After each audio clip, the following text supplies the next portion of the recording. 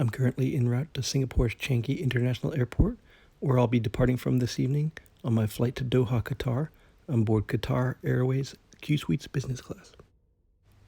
The Jewel at Changi has just come into sight, which marks our arrival at Terminal 2 and the beginning of another journey. Hello YouTube travelers, and welcome to the Gentleman of Fortune channel.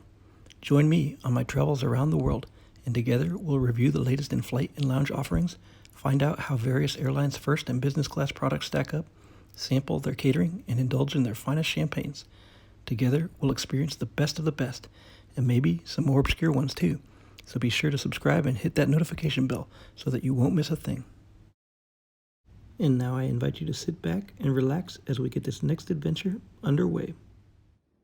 Here we are now at Changi Airport Terminal 2, where Qatar Airways check-in counters are located. The terminal itself is not particularly busy at this hour, with the preponderance of the passengers queuing up for the flights to India. Over at the Qatar Airways check-in counter, my various travel documents are inspected, and within a few short minutes I'm on my way through immigration and into the main terminal building. As you can see, the duty-free and other airport shops are open, albeit with entry restrictions to limit capacity.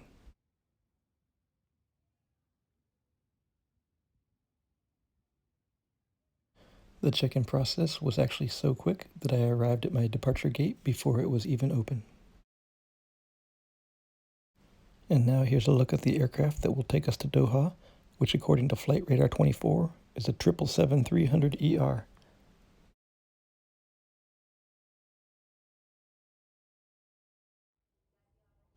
While the gate agents are busy getting the passengers lined up inside the waiting area, the ground crew are lining up the freight outside. Finally, we're given the green light that it's okay to board, and we begin our journey down the jet bridge.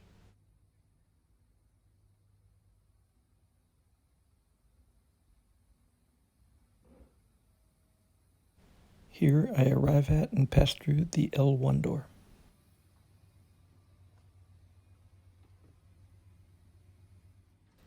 Here's a brief look around the rear section of the forward business cabin before we arrive at my seat, which is 6J.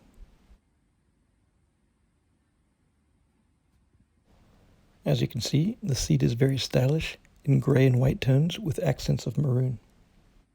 It's worth noting that only half the seats are forward-facing, so if that's something that would concern you, be sure to check out the seat map prior to assigning your seat. In front of me, in the footwell below the TV, is a plush blanket. And by the time I returned to my seat after placing an item in the overhead bin, a pair of pajamas had been delivered. Additionally, waiting for me was a leather amenity kit as well as a personal hygiene kit. And more importantly, it didn't take long for a welcome drink of champagne to be delivered. Now here's a look at the amenity kit and its contents. It includes an eye mask, a pair of socks, a little thing of lip balm, as well as some earplugs, what they dub City Cream, which is an anti-aging moisturizer, as well as a hydrating facial mist and promotional materials. Now here's a quick peek to see what the pajamas look like, which are from the White Company.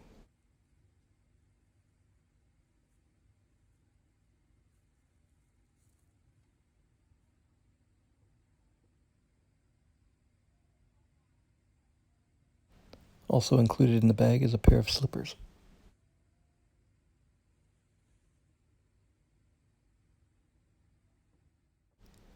As I change into my pajamas, I'll take the opportunity to show you around the lavatory, which although slightly bigger than normal, is not otherwise impressive.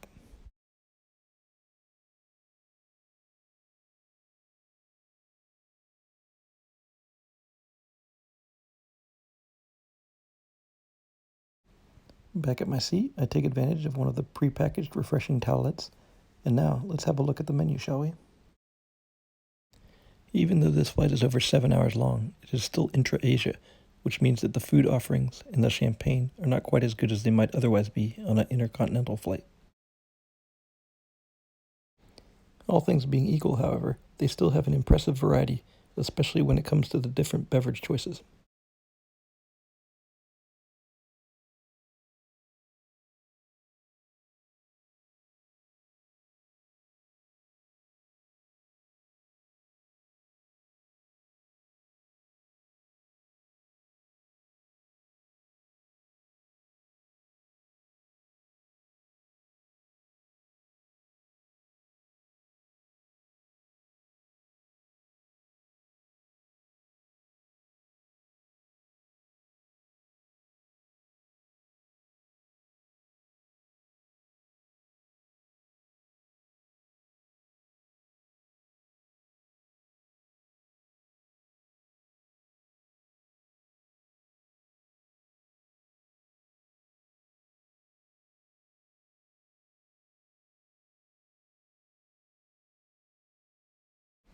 So, for those of you who were wondering before, this is the Lallier Grand Reserve. Now, inside this cubby next to me in the seat, we've got a bottle of water, as well as an air sickness bag, and more importantly, the headphones.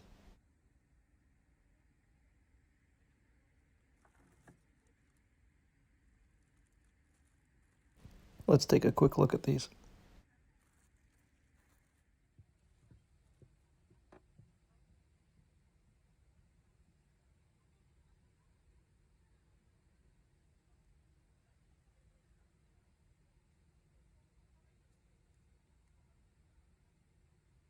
And now I'm happy to report they have one of the features that's most important to me, personal air vents. I think everybody on the flight is now settled in, and we're ready to go.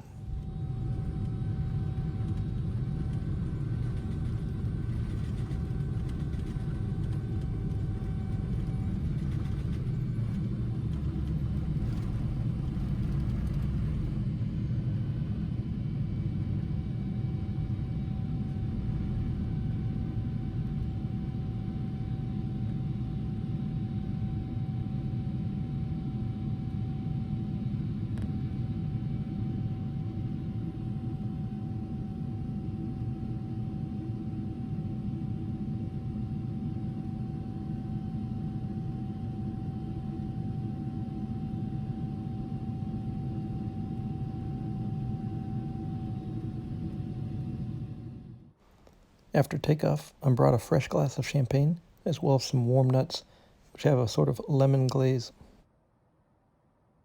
And before too long, the main meal services started. I'm not too crazy about the thought of eating bread that's been heated inside of a plastic bag, for fear that the chemicals will leach from it.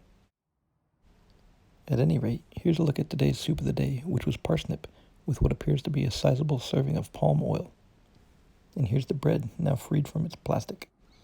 And here's one of 4 different selections of olive oil you can use for dipping your bread in. The soup itself was tasty, but I could have done with less of the oil. Next up is the selection of tapas, which is served with a basket of garlic bread.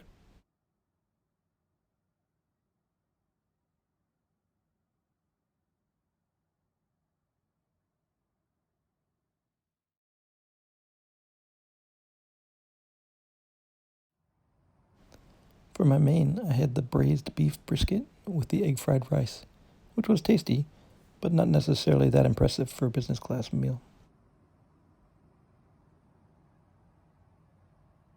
To accompany my entree, I had the Chateau Félon Ségur.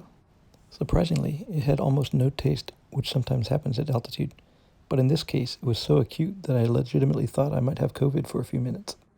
Fortunately, my taste buds were working just fine in time for the srikaya cake with mango, which was arguably the best part of the whole dinner, especially when combined with the Sensi dessert wine from Tuscany.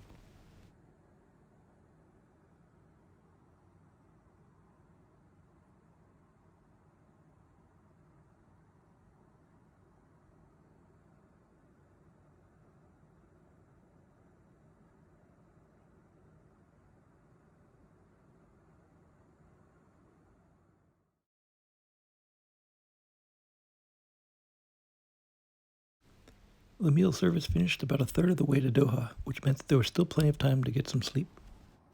The cabin lights have been dimmed, and while they make up my seat into a bed, here's a look around the now dark business class cabin.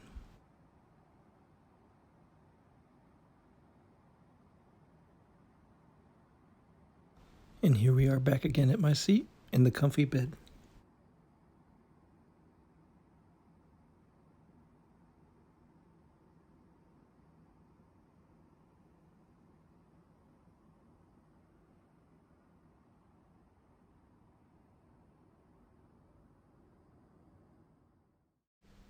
I awoke from a nice nap with just a few moments to go before our arrival into Doha.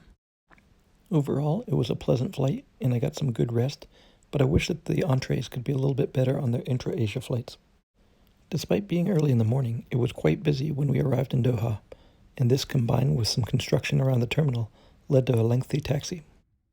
Murphy's Law dictates that if you have a minimum time connection, you're going to end up parking at a remote stand and have to take a bus to the terminal, which we did. Will I make my next flight? Well, that's a story for another day. Until the next video, safe travels, my friends.